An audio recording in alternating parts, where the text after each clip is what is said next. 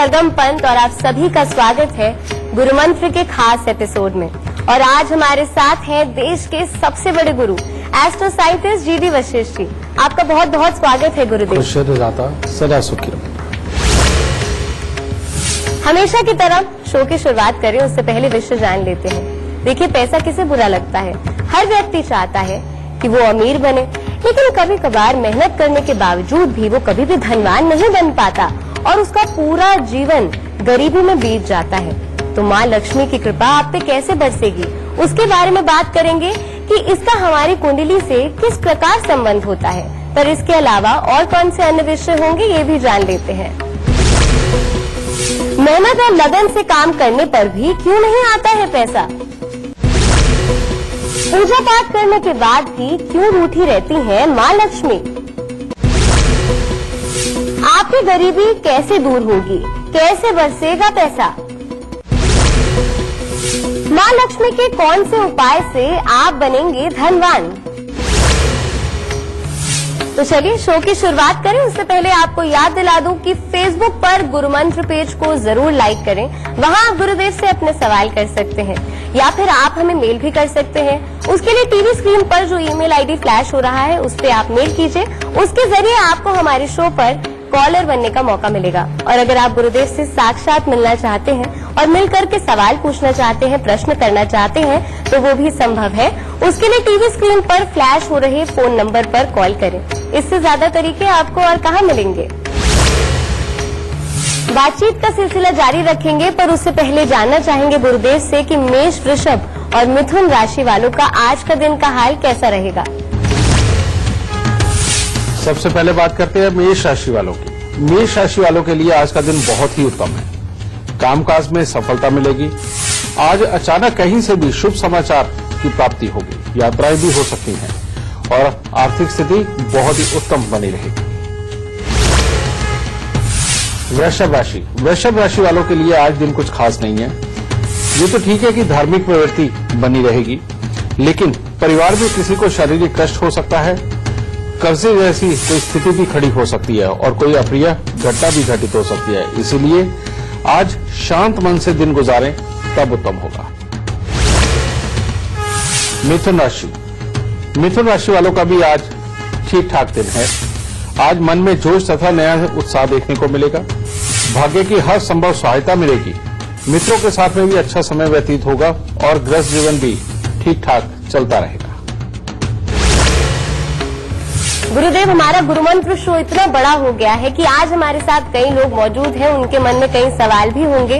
पर आज जिस विषय पे हम चर्चा करने वाले हैं उससे संबंधित पहला सवाल मैं आपसे पूछना चाहूंगी कि हम सब चाहते हैं कि हम अमीर हो, चाहे हम सर्विस सेक्टर में हो, चाहे हमारा कोई कारोबार हो। पर होता क्या है कि इतनी मेहनत करने के बावजूद भी हमें उसका फल ही नहीं मिलता और पूरा जीवन बस गरीबी में ही बीत जाता है। तो ऐसे कौन से योग होते हैं जो एक इंसान को धनवान बनाते हैं? बड़ा इस सवाल का जवाब तो सारे ही लेना चाहते होंगे, है ना। आप माँ लक्ष्मी की जो तस्वीर देखती हो उसमें क्या होता है? उसके अंदर आप देखो कि सेंटर में माँ लक्ष्मी कमल पर विराजमान है। जब हम देख रहे हैं उस वक्त देख रहे हैं कि राइट साइड पे गणपति जी बैठे हुए हैं, वो मोदक सामने रख के बैठे हुए हैं। और लेफ्ट हैंड पे देखते हैं तो माँ सरस्वती, उनकी भी तस्वीर होती है वहीं पे साथ में। पीछे से दो हाथी जो सफेद रंग के होते हैं वो गंगा बहा रहे होते हैं। और वहां नीचे कोई पानी या तालाब तो नहीं नजर आ रहा, लेकिन माँ लक्ष्मी कमल पे बैठी। ठीक है, तो इसका मतलब क्या है? क्या ये स्वरूप ही आपको सब कुछ दे देगा? क्या ये स्वरूप को देखने मात्र से आपकी जेबें भर जाएंगी, या इस स्वरूप को देखने मात्र से ही आप जीवन के अंदर बहुत ज्यादा तरक्की पे निकल जाएंगे? क्या ऐसा होगा क्या? ये तो आप हर दीपावली पे भी करते आ रहे हो, आगे पीछे भी साल के अंदर ज्यादा ना सही तो 200 बार तो ये भी आप करते ही रहते हो, देखते भी रहते हो, लेकिन इससे तरक्की नहीं मिलती। माँ जो लक्ष्मी है, ये समझाया गया, ये चित्र हमें ये समझा रहा है कि सही मायने में हमें करना क्या चाहिए जीवन के अंदर। ये जिस वक्त में ये चित्रों का निर्माण हुआ उस वक्त में इंसान बहुत भोला हुआ करता था। तब ये लिखाई पढ़ाई वाले अक्षर भी नहीं थे ज्यादा, लोगों में साक्षरता नहीं थी, बस कही सुनी बातों से ही वो समझा करते थे, जिसकी वजह से हमारे ऋषि मुनियों ने ये वाले चित्रों का निर्माण करके हमें ये समझाया कि कौन सा भगवान हमें क्या देता है, लेकिन उसके पीछे की वो पूरी कहानी बताया करते थे और बच्चे को ये समझाया करते थे कि अगर इसको अपनाना है तो तुझे ये करना पड़ेगा, ये करना पड़ेगा, ये करना पड़ेगा। अब वो जो बताया करते थे कि तुम्हें ये करना पड़ेगा, ये करना पड़ेगा, ये करना पड़ेगा, बेटा वो तो सारा भूल गए। अब याद रह गया सिर्फ चित्र ही चित्र जो माँ लक्ष्मी का है, बस जिसको देखते ही ना मन में एक उबाल सा उठता है, बस अब तो लक्ष्मी घर आएगी। समझे? ऐसे लक्ष्मी नहीं घर आती बेटा। लक्ष्मी घर पे लाने के लिए जो आज आपको मैं बताने जा रहा हूं, अगर इस चित्र को पूरा चरितार्थ नहीं किया तो मतलब ही नहीं लक्ष्मी आई। और वो तरीका क्या है? सबसे पहले जन्म कुंडली के छठे घर की बात करते हैं, जिसकी कारक मां सरस्वती है, क्योंकि वो राहु का बहुत उच्च का घर है और राहु की जो अधिष्ठात्री है, जो राहु की जो देवी है, वो है मां सरस्वती। सरस्वती का काम क्या है? उनके हाथ में क्या है? वीणा है। वीणा का मतलब आप समझते हैं, यानी कि जिससे भी बोलो बहुत मीठा बोलो, गुस्सा बिल्कुल नहीं करना। तुम्हारे स्वर ऐसे होने चाहिए कि तुम्हारे मुंह से निकला हुआ जो वाक्य है दूसरे को इतना अट्रैक्ट करे, मीठा लगे, उसे अपना लगे। ऐसे शब्द बिल्कुल नहीं निकलने चाहिए जो तुम्हारे बड़प्पन पे घमंड के हों, जो सामने वाले को छलनी कर दे और वो तुझे कड़वी निगाहों से देखने लगे। और अगर ये कड़वी निगाहों से देखने वाला सीन पैदा कर दिया, यानी तुमने घमंड में बोल के सामने वाले को काटना शुरू कर दिया, तो बेटा यानी कि उससे जो तुम कमा सकते थे, जो तुम उससे करवा सकते थे, वो तुम अब नहीं करवा पाओगे। ठीक है? चाहे वो आपका पियोन ही, छोटा मामूली सफाई कर्मचारी है, कोई अफसर है, तुम्हारे घर का है, कोई बाहर का है, कोई पड़ोसी है, यानी कि हर किसी के साथ वाणी इतनी मीठी कि दूसरे के दिल में उतर जाओ। फिर लेकिन थोड़े से चालाक बन के रहो। चालाक बन के कैसे? जो तुमने लिखाई पढ़ाई करी है, जिससे कि हर बच्चा माँ बाप से दुखी होता है बचपन में इस बात से कि हमें पढ़ने लिखने के लिए बोला जाता है, लेकिन बेटा पढ़ना बहुत जरूरी है, सीखना बहुत जरूरी है। तुम कुछ भी सीखो, कुछ भी पढ़ो, लेकिन तुम्हें रोज सीखना चाहिए, रोज पढ़ना चाहिए। जिसको पढ़ने का शौक नहीं है वो प्रैक्टिकल लाइफ में इधर उधर की चीजों को, हालात को देखता हुआ सीखे, और जिसको पढ़ने में इंटरेस्ट है वो पुरानी से पुरानी साइंस को निकाल के पढ़े और जो जो नया हो रहा है उसको पूरा पढ़ के चले। ये सीखो, मां सरस्वती ये सिखाती है। और हर किसी के साथ मीठा बोल के इतना दायरा अपना बढ़ा लो कि जहां देखो वहीं तुम्हारा अपना मिल जाए, जहां देखो वहीं अपना मिल जाए। जिस शहर में जाओ वहां पर भी तुम्हारा कोई जानकार होना चाहिए, इतना तुम्हारा दायरा बड़ा होना चाहिए। समझे? अब आ जाती गणेश जी की बात। गणेश जी हमें कहा जाता है बेटा ये जो कुलों का स्थान होता है ये गणेश जी होता है।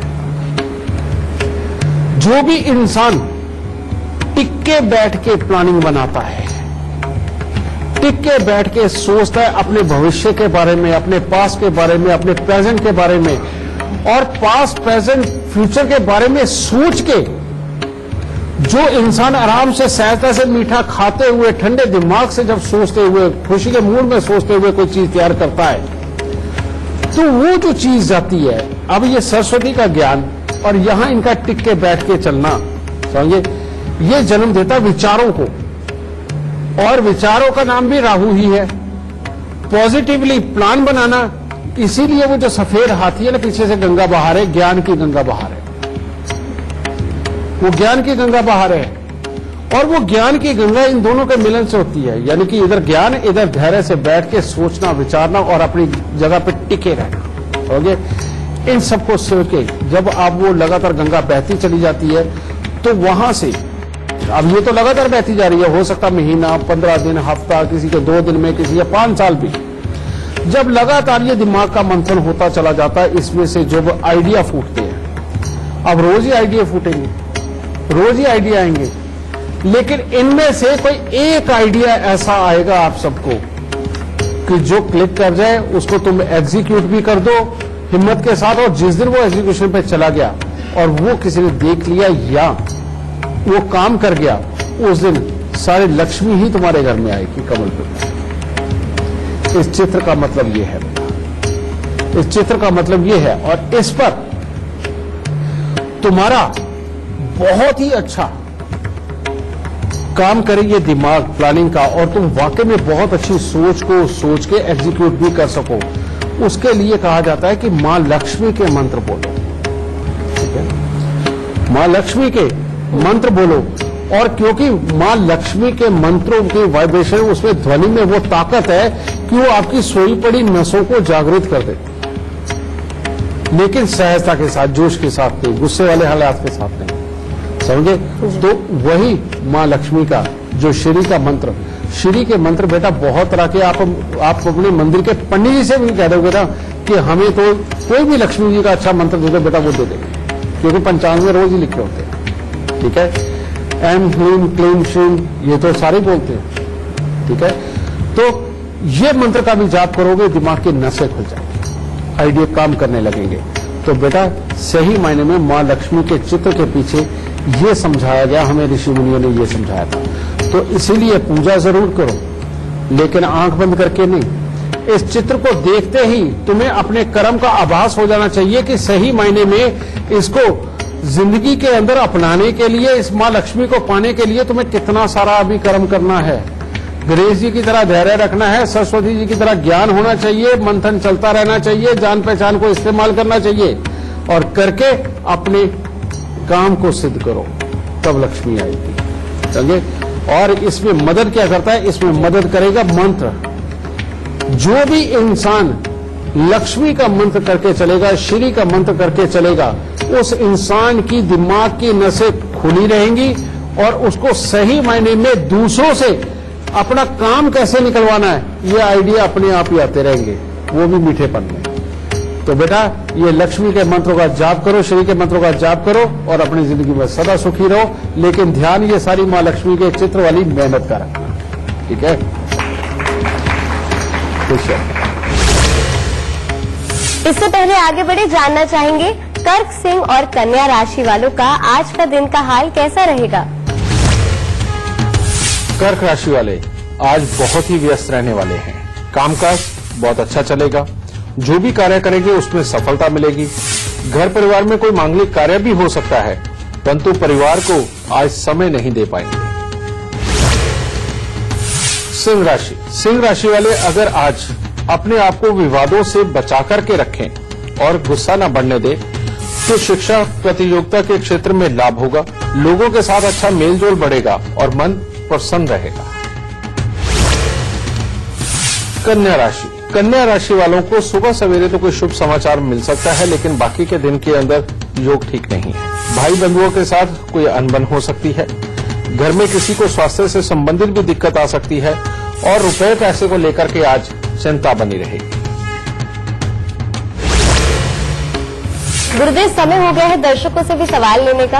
अगर आप लोगों की अपनी कुंडली से भी संबंधित कोई सवाल है तो आप पूछ सकते हैं, बस जन्म की तिथि समय स्थान बता दीजिए, फिर उसके मुताबिक आप सवाल पूछ सकते हैं। गुरुजी प्रणाम। हाँ खुश हो बेटा।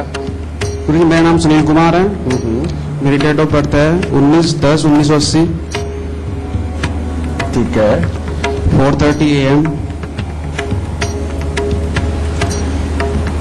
टाइम क्या बेटा? 4:30 AM। ओके, प्लेस क्या है? बागपत।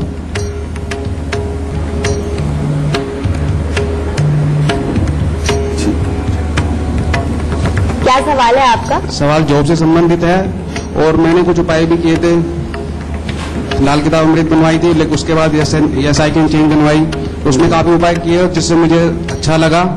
लेकिन अब मैं चाहता हूं कि कुछ और इम्प्रूव किया जाए लाइफ में, तो उसके लिए मैं आपसे मतलब गवर्नमेंट जॉब मिल जाए, इसके लिए क्या उपाय कर सकते हैं? बेटा अभी हम जिसका जिक्र करते हटे थे,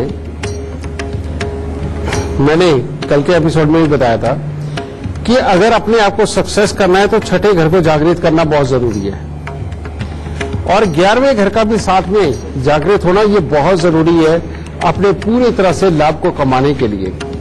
11वें घर का बन गया, जिसकी वजह से छठा घर तो बेचारा बिल्कुल ही सोया हुआ है, उसमें ताकत ही नहीं है।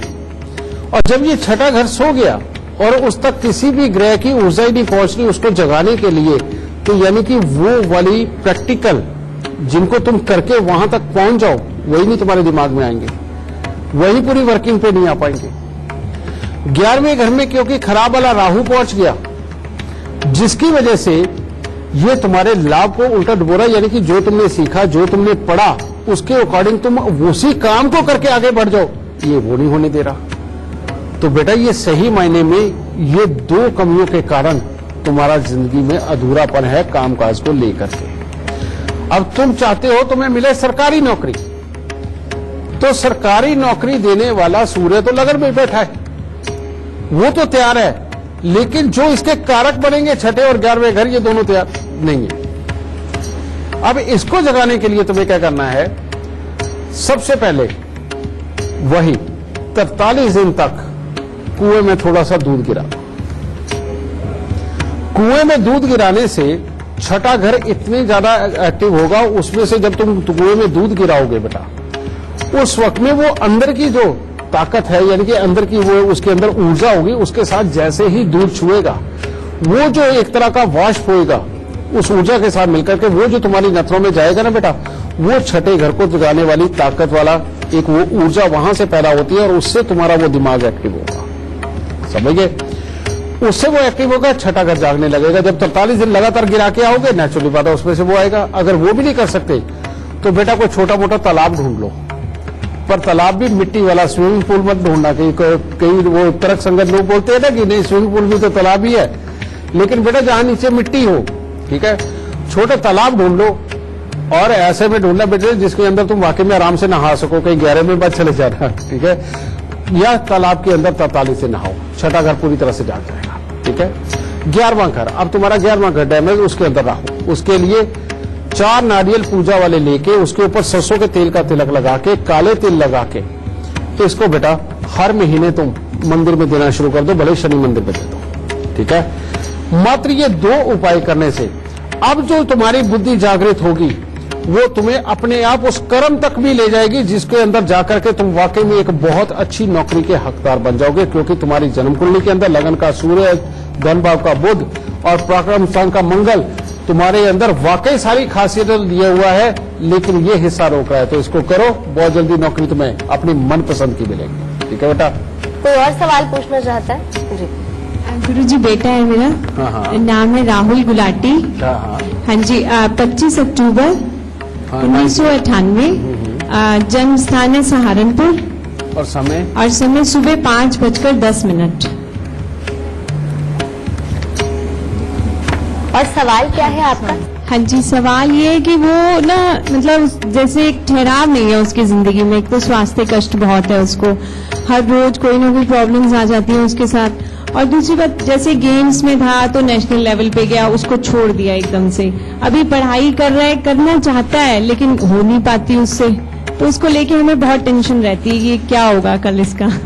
मैंने अभी ये पिछले एपिसोड में बताया बेटा कि जब बच्चा पैदा होता है उस वक्त में कोई ग्रह आगे हो और कोई उसके ठीक पीछे भी होते हैं, जो दृष्टि डाल के धरती पे तो अब ऊर्जा वो भेज रहे हैं, लेकिन आगे वाले और पीछे वालों की आपस में मिलके दृष्टि जो पड़ती है धरती पे, वो एक नई ऊर्जा पैदा करती है। तो तुम्हारी कुंडली में यही एक लोचा हो गया बच्चे की कुंडली पे। इसके अंदर केतु देव की दृष्टि मंगल के ऊपर पड़ गई, जिसके चलते हुए ये जो एक योग होता है, इसके अंदर बच्चे का धीरे धीरे करके वो बहुत कड़वा हो जाता है, कड़वी जुबान बोलने लगता है, किसी भी काम को करते हुए बीच में काम खराब होते हैं, सहन शक्ति भी खराब होती चली जाती है और लाभ बिगड़ते, क्योंकि ये लाभ स्थान के साथ कंसर्न हो गया। ये फिर देखो जो मैंने बोला था वो मेरा बार बार यहाँ पर साफ आपको नजर आ रहा है कि जिसको भी काम से लाभ से संबंधित दिक्कत आनी है उसका लाभ स्थान डैमेज होता है ये। लेकिन एक बहुत बड़ी बात, इसकी कुंडली के अंदर 6ठा घर जागृत है, 6ठा घर जागृत है, और इसको अगर इसने जगाए रखा तो ये बच्चा बहुत काबिल बन सकता है, इसमें कोई बुराई नहीं। दूसरी बात, सूर्य की दृष्टि जब शनि के ऊपर पड़ती है तो इंसान की जो फितरत है उसमें चालाकी का मिश्रण कम होता है, लेकिन गुस्से का मिश्रण ज्यादा होता है। और वो कहता ये है, तो अगर वो गलत काम भी करे तो वो ये कहता कोई बात नहीं, देख लूंगा, मैं सामने आऊं, मैं अपने आप कर लूंगा, ये सब बोलता है। लेकिन क्योंकि चालाकी नहीं होती कि किस तरह से इस माहौल को, सिचुएशन को रखते हुए अपना काम निकाल के निकल, तो ये दुर्गुण इसने दे दिया बेटा। अब इनको अगर ठीक करना है तो वो उपाय ही है, और वो उपाय क्या होगा, सबसे पहले हमेशा रसोई घर में खाना खाए, क्योंकि इसकी इम्यूनिटी भी कमजोरी है। ठीक है, समय समय पर इसको खांसी की दिक्कत भी आएगी, समझ गए, ये प्रॉब्लम आएगी। और अगर घर के आसपास में कीकर का पेड़ हुआ तो फिर तो इसकी समस्याएं बहुत ही बढ़ेंगी, इसलिए कीकर का पेड़ भी नहीं होना चाहिए। ठीक है, क्योंकि कीकर में से शनि की एनर्जी निकलेगी और शनि के ऊपर सूर्य की दृष्टि पड़ के वो खराब हालात दे रही है। ठीक है, साथ ही वो जो नारियल वाला मैंने अभी दूसरों को उपाय बताया था, 4 नारियल पूजा वाले लेके उनके ऊपर सरसों के तेल का तिलक लगा के, काले तिल लगा के, ये हर महीने बेटा ये शनि मंदिर में ये दिलवाते रहो। ठीक है, यहां से शनि को अच्छा करके चलने के लिए तुम्हें करना क्या है, 43 दिन लगातार 60 ग्राम साबुत सुरमा ये लेके घास वाली जमीन में दबा, इस शनि को यहां खत्म करना जरूरी है। अब केतु को मंगल पे जो दृष्टि डाल के उसको खराब कर रहा है, उसको ठीक करने के लिए जो इसकी मानसिकता में एक पिन्नकबाजी देता है, लड़ाई करने की प्रबल ज्यादा देगा, जो दूसरों को कुछ ना समझना वो आदत देगा, इसको ठीक करना बहुत जरूरी है। और ये केतु की दृष्टि मंगल पे पड़ने के कारण ये मानसिकता जन्म लेती है। तो यहां केतु के लिए चूना, 500 ग्राम चूना, 5 पुरानी की काले सफेद कपड़े में लपेट के 43 दिन लगातार जल प्रवाह कर दो, इससे जल भी पवित्र होगा। चूने से हमेशा जल पवित्र होता है, मिनरल्स भी आते हैं, जल भी पवित्र होगा, दुनिया का भला भी होगा और तुम्हारे बेटे की ऑरा भी क्लीन होकर के केतु हट के मंगल पूरी तरह से अच्छा फल देने लगेगा और तुम अगली बार कह दो कि मेरे बच्चे में बहुत बड़ा बदलाव आ गया, मेरा बच्चा अच्छा हो गया। ठीक है बेटा? हाँ बेटा, बिल्कुल कर सकते हैं, खुश रहो। तुला, वृश्चिक और धनु राशि वालों का आज का दिन का हाल जान लेते हैं।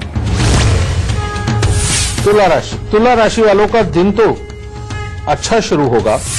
यात्रा करने की कोई योजना भी बन सकती है या किसी के यहाँ कोई मांगलिक कार्य के ऊपर भी आप जा सकते हैं, परंतु मानसिक तनाव आज के दिन आपका बढ़ सकता है और स्वास्थ्य के प्रति भी सचेत रहना है और वाहन के प्रति तो खास तौर पे आज के दिन आपको सचेत रहना पड़ेगा।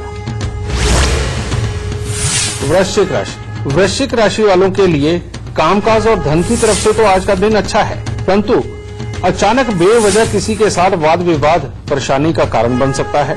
मानसिक तनाव बढ़ेगा और गृह जीवन में भी कला उत्पन्न हो सकती है, इसीलिए सुबह सवेरे थोड़ा सा जल और दूध भोलेनाथ पे चढ़ा करके दिन की शुरुआत करें।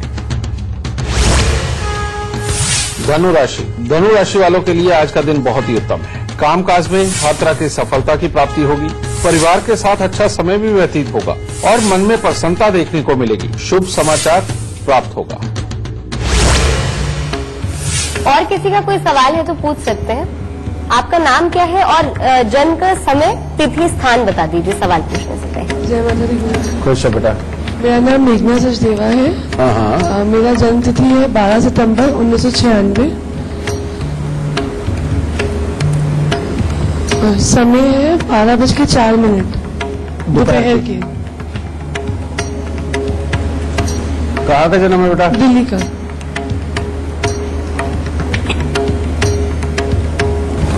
हाँ, क्या जानना चाहता बेटा? गुरुजी, मेरी हेल्थ बहुत वो रहती है, हेल्थ क्राइसिस बहुत रहता है, प्लस मेरा कैरियर कहीं पे सेट नहीं हो रहा है।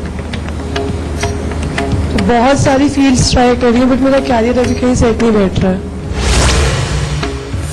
बेटा, जब अभी हमने 2 एपिसोड पहले ये शुरू किया तो मैंने एक बात बताई थी कि जब भी किसी का कोई स्वास्थ्य खराब होता है, जब भी किसी की जिंदगी के अंदर भूचाल आते हैं, चाहे वो थॉट लेके आए, हालात लेके आए, या हमारे शरीर के अंदर की जो कमियां उत्पन्न होती हैं, उनमें राहु जरूर होता है।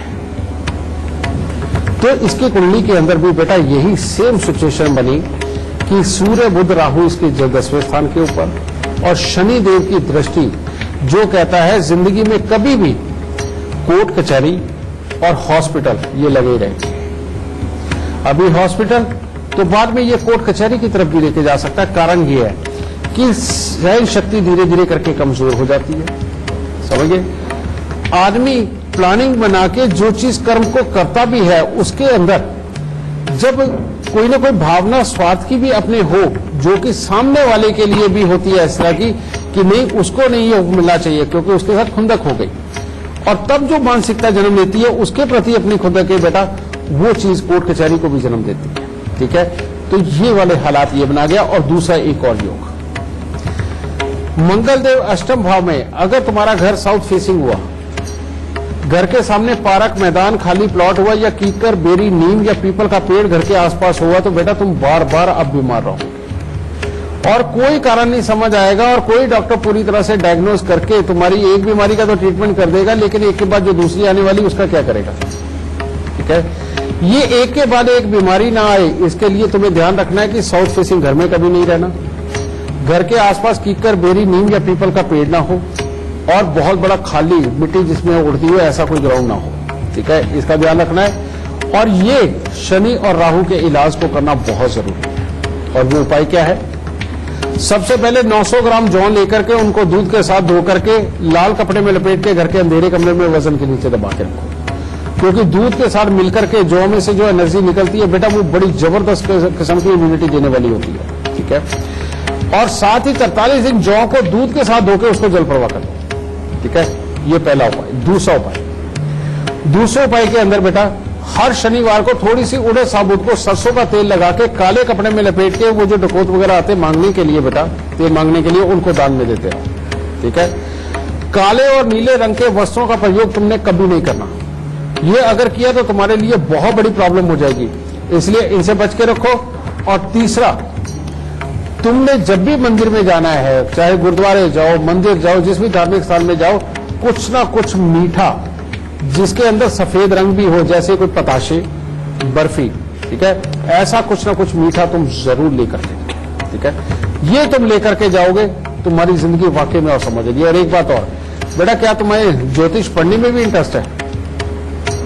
ठीक है, क्योंकि चंद्रमा तुम्हारा बेटा 9वें घर के अंदर जो बहुत ही अच्छे दिल का इंसान बनाता है और दूसरे घर का बृहस्पति, भविष्य में तुम कोई ना कोई ऐसी विद्या जरूर सीखोगी जिससे कि दुनिया का भला होगा। और जब तक तुम वो विद्या सीखनी नहीं शुरू करती और उसको वाकई में लोगों को लिए इस्तेमाल करके उनका भला नहीं करना शुरू करती, तुम्हारी जिंदगी के अंदर वाकई में जो बहुत अच्छा इज्जत का उठाव होना चाहिए वो नहीं हो पाएगा। और तुम्हारी कुंडली के अंदर ये योग है कि तुम्हारी बहुत बड़ी इज्जत होगी और एक समय के अंदर तुम भी किसी गुरु के स्थान पे हो। ठीक है, तो ये उपाय करो, दाता जरूर सुख रहेगा। कुछ गुरुदेव, हम सब चाहते हैं कि हम धनवान बने, अमीर बने, और अगर धनवान ना भी बने तो थोड़ी सी जो घर की परिस्थिति है वो तो सुधर ही जाए। और उसके लिए कहते हैं कि माँ लक्ष्मी को प्रसन्न करना बहुत जरूरी है। बिल्कुल। और कई दर्शकों का ये सवाल है, अधिकतर लोगों ने मुझसे भी ये पूछा है कि पूजा करते हैं, ठीक है, पाठ करते हैं, मंदिर जाते हैं, पर उसके बावजूद भी कुछ नहीं हो रहा, तो क्या कमी हो रही है हमारी एंड से? बेटा, लक्ष्मी को अपने घर पे बुलाना हो जी, तो जन्म कुंडली का तो जो घर जिम्मेवार होता है वो होता है दूसरा और चौथा, क्योंकि दूसरे घर से लिक्विडिटी और चौथे घर से जमा पूंजी ये देखी जाती है। लेकिन इसके बीच में कर्म भी तो बहुत जरूरी है, यानी कि जन्म कुंडली का 10वां घर, छठा घर। ठीक है, अब जिनके यहाँ वाकई में गरीबी रहती है, जिनके यहाँ पैसा पूरी तरह से नहीं आ पाता और बार बार तकलीफें जीवन के अंदर आकर के हमेशा अपने कामकाज को ही खराब करता है और जिंदगी के अंदर आगे नहीं बढ़ पाते, इसका मतलब ये है बेटा कि उनकी जन्म कुंडली के अंदर 10वां घर, दूसरा घर और चौथा घर, इसके अंदर कहीं ना कहीं कमी है। और जिसके भी 10वें, दूसरे, चौथे घर में कोई ग्रह नहीं होते बेटा, उनके साथ में ये समस्या होती है और ऐसे लाखों नहीं करोड़ों इंसान हैं। तो आज हम आपको वो वाला उपाय बताते लाल किताब के जो इस समस्या से बिल्कुल आपको निकाल देंगे। सबसे पहले हमें अपने कर्म क्षेत्र को जगाना होता है कि हम काम अच्छा कर सकें, हमारी नौकरी या धंधा ना छूटे और वो लगातार बना रहे। सबसे पहले इसके लिए कर्म करना बहुत जरूरी होता है और वो कर्म क्या है? 43 दिन लगातार 2 मुट्ठी सौंफ या तो किसी सरकारी संस्थान के अंदर रख के आओ जिससे कि किसी को कोई नुकसान नहीं है लेकिन वहां की एनर्जी साथ में लेके आएगा, या फिर जहां ये कोई सरकारी भवन की छाया पड़ती हो वहां जमीन के अंदर भी वो दबा सकते हैं। तो इससे 10वां घर जागृत हो जाता है। ये लाल किताब के अंदर ये विद्या को बताया गया है। ठीक है, फिर उसके बाद में चौथे घर को भी जगा लो। चौथे घर को बड़े आराम से जगाया जाता है बेटा। चौथे घर के अंदर सबसे उच्च का ग्रह होता है बृहस्पति। तो 43 दिन लगातार 400 ग्राम चने की दाल लेकर के उसको जल प्रवाह कर दो जिससे कि चौथा घर जागृत हो जाएगा। और उसके बाद दूसरा घर जो इन दोनों को एकदम से जगा देगा, 10वें घर में भी जो अब तुमने उपाय कर दिया, चौथे घर के भी जगा दिया, अब इससे फल लेना है। तो उसको लेने के लिए 43 दिन लगातार दूध, चावल, मिश्री थोड़ी थोड़ी मात्रा के अंदर ले जाके मंदिर में रखना शुरू। और जो भी इंसान अभी पढ़ाई कर गया है लेकिन उसको उसका फल नहीं मिल रहा, काम में उतरना चाहता है, काम का फल नहीं मिल रहा, बार बार नौकरी छूट जाती है, पैसे का फल नहीं मिल रहा, नगद पैसा बचता नहीं, उन सब के लिए ये उपाय अमृतमय होगा। और जो ये कर लेगा उसके घर पर लक्ष्मी मैया स्वयं चल करके आएंगे।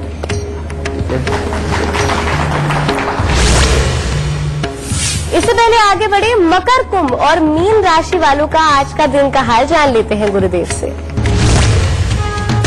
मकर राशि वालों के लिए अति उत्तम दिन है। आपको अपनी बुद्धिमत्ता और योग्यता का पूरा लाभ हासिल होगा। शरीर में हर तरह की चुस्ती फुर्ती वो बनी रहेगी। आप हर काम को बहुत ही समझदारी के साथ आज के दिन करेंगे और आप बड़ों की बातें आज के दिन पूरी तरह से मान के उनका सत्कार करेंगे। कुंभ राशि वाले आज के दिन कोई नई सोच और उत्साह के साथ कुछ भी नया करने की सोचेंगे। कामकाज में भी अच्छा लाभ होगा और मित्रों का भी अच्छा सहयोग प्राप्त होगा। शरीर में चुस्ती फुर्ती बनी ही रहेगी। मीन राशि वालों का दिन कुछ खास नहीं है। परिवार के साथ तो अच्छा समय व्यतीत हो सकता है, मन में प्रसन्नता भी बनी होगी, परंतु घर में किसी का स्वास्थ्य खराब हो सकता है। मानसिक चिंताएं आज के दिन बढ़ सकती हैं और आर्थिक चिंताएं परेशानी का कारण बन सकती हैं। तो चलिए इससे पहले आगे बढ़े, हमारे साथ एक लाइव कॉलर जुड़े हुए हैं। हमारे साथ है हरीश रुजवानी जो कि इंदौर से जुड़े हुए हैं। प्रणाम गुरुजी। बहुत बहुत स्वागत है आपका हमारे कार्यक्रम में। और गुरुदेव से आप अपना सवाल करें उससे पहले आप हमें अपने जन्म की तिथि, समय और स्थान बता दीजिए। जन्म समय 1968 सुबह 8 बजे, इंदौर। मेरा सवाल ये है कि मेरा कर्जा एक चक्कर उतरता है फिर वापस चढ़ जाता है, इसका कोई उपाय बताइए। अब इसके पीछे की मैं तुम्हें साइंस बताता हूँ जो इनकी जन्म कुंडली में है। जी। इनकी जन्म कुंडली के अंदर बेटा तुम्हारी में सबसे पहले जो तुम्हारा कर्म स्थान है वही दृष्टिहीन हो गया है, बिल्कुल अंधा हो गया है। और ये यहाँ पर दो ग्रह यानी कि शनि और चंद्र दोनों मिलकर के बैठे हुए शनि को इतना खराब कर गए हैं कि कामों के लिए कंफ्यूजन हमेशा खड़ा रहेगा, घर में सीलन आएगी। अगर पैसे को जमा करने की कोशिश भी करते हो तो तुम्हारी ही सोच विचार, तुम्हारे आइडिया के ऊपर वो खर्च होकर के खत्म होगा। ये योग बड़ा गंदा है। उसका कारण क्या है? तुम्हारी जन्म कुंडली के अंदर 12वां घर भी जागरा हुआ है जिसके अंदर सूर्य, मंगल और शुक्र का मेल यानी कि खर्चे ज्यादा करवाता है। तो खर्चे का घर ही जाग गया तो अब वो प्लानिंग वाली वो बुद्धि तो आएगी नहीं जो पैसे को जमा कर दे, हमेशा खर्चे की आएगी। तीसरा बेटा तुम्हारी जन्म कुंडली के अंदर बुध देव का 11वें स्थान के अंदर होना, ये नई नई स्कीमें, नई नई चीजों को सोच करके उनके अंदर उतर के अपने आप की स्थिरता को भी ये कमजोर करने का काम करता। और ऊपर से तुम्हारे ऊपर राहु की महादशा आ गई जो कि भाग्य को चोट देती है। तो इतने सारे रीजन बन गए। अब तुम्हें बचना किस चीज से है? वो ये बचना है कि अगर तुम्हारे घर के आसपास कहीं पर भी कोई गंदा पानी इकट्ठा होता है, अगर उस जगह पर तुम रहोगे तो तुम्हारे वो जो गंदा पानी की जो ऊर्जा उठती है बेटा वो तुम्हारे नथनों से जैसे जैसे अंदर जाएगी वो तुम्हें हमेशा ऐसी ही मानसिकता की देगी कि जिसके अंदर तुम काम ना बढ़ा सको और तुम्हारे काम खराब हो। तो इसीलिए सबसे पहले तुम्हें उस माहौल से बचना है कि जहां पर गंदा पानी इकट्ठा ना हो तो तुम्हें वहां रहना है। दूसरा, तुम्हारे अपने घर में भी अंडरग्राउंड वाटर टैंक बिल्कुल नहीं होना चाहिए। और तीसरा, इस वक्त में खास तौर पे तुम बेटा नीले और काले रंग के वस्त्रों से प्रयोग के दूर रहोगे क्योंकि ये प्रयोग करोगे तो चंद्रमा ये डैमेज ही रहेगा और शनि भी खराबी देगा। तो इसके लिए बेटा सबसे पहले उपायों के रूप में तुम्हें क्या करना है? बुध को कंट्रोल करो। जो नई नई बुद्धि से जो पैसा खराब होने के हालात बनाता है उसको कंट्रोल करने के लिए तांबे का छेद वाला पैसा लेके सफेद रंग के धागे में पिरो के वो अपने गले में धारण करो। दूसरा, यहां चंद्र शनि के मेल को ठीक करने के लिए तुम्हें करना है 43 दिन लगातार तुम्हें सादा पानी बिल्कुल नहीं पीना। उसके अंदर नमक, चीनी, ग्लूकोज, स्क्वैश, खटाई कुछ भी हो, मिठाई कुछ भी हो, तुम डाल के पियो टेस्ट चेंज होने तक। ये काम जरूर करो। और साथ ही हर शनिवार को थोड़ी सी काली स्याही लेके उसको बेटा मंदिर के अंदर देते रहो कांच की शीशी में डाल के। ठीक है, ये उपाय करना मत भूलो बेटा। इतने से ही किए हुए उपाय तुम्हें इस बुरे वक्त से निकालने के लिए काफी है। इसके साथ में अगर तुम सोने की चेन गले में पहनते हो, हर रोज केसर का तिलक नाभि जुबान माथे पर लगाते हो और अपने शरीर का जोश बनाए रखने के लिए घर में कुत्ता पालते हो, तो बेटा ये सोने पे सुहागा हो जाएगा और तुम अपनी जिंदगी के अंदर वाकई में जितनी काबिल तुम्हारी कुंडली है बृहस्पति के धन भाव में होने से उसका पूरा असर मिलकर के तुम वाकई अपने काम धंधे में पूरी तरह से खिल के निकलोगे और तुम्हारे पास कोई कमी भी नहीं होगी। खुश रहना। आप पे मां लक्ष्मी की कृपा जरूर होगी, आपके जीवन में भी धन की बरसात जरूर होगी, पर इसके लिए आपको करना बस इतना है कि गुरुदेव के बताए उपाय अपनी जिंदगी में ढालने हैं। आप खुद देखेंगे कि आपके जीवन में परिवर्तन जरूर आएगा। गुरुदेव आपका बहुत बहुत शुक्रिया हमारे दर्शकों से बात करने के लिए, उनके सवालों का जवाब देने के लिए और उनका मार्गदर्शन करने के लिए। माता रानी सबको सुखी रखे, खुशियां बख्शे।